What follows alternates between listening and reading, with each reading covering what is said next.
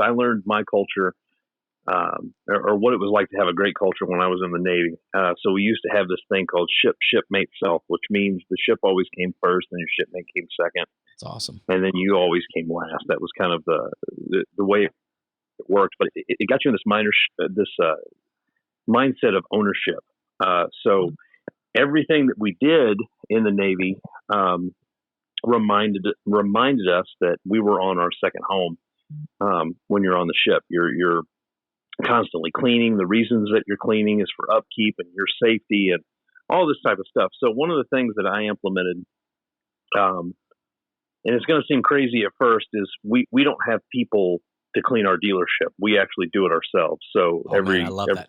service, everybody in parts, Nice. the ladies in the office, all of the salespeople, right up to the general manager, we all, like clean the bathroom, sweep, mop, all that stuff. And one of the most coveted jobs on the cleaning bill is to go sweep the lot for cigarette butts. And I enjoy doing that because it shows the culture. Like, it's one of my favorite things to do. Or mop. I love mopping. I was in the Navy, so I'm a swabby. So of course I'm going to go out there and love mopping. I was trained by the government professionally to do it. So there we go. Tax dollars at work. But sweeping the cigarette butts, you'll have a customer that pulls up and they're like, "Oh, you take care of the lot? Are you like the lot tech?" "Oh no, I'm the general sales manager." And they go, "What?" So it's funny to see a shocking look on their face. But I do it because it reminds me that that's my second home. That I own part of the dealership.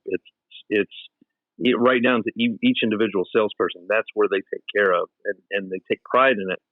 And so when they leave the dealership in the evening time, number one, I like to have a culture where I never have to apologize to anybody. That's a big deal with me. And number two, I love that my everybody that I work with will wear their shirts, to church, out in town, everywhere they go, because they're proud of their brand. They're proud of who they work with.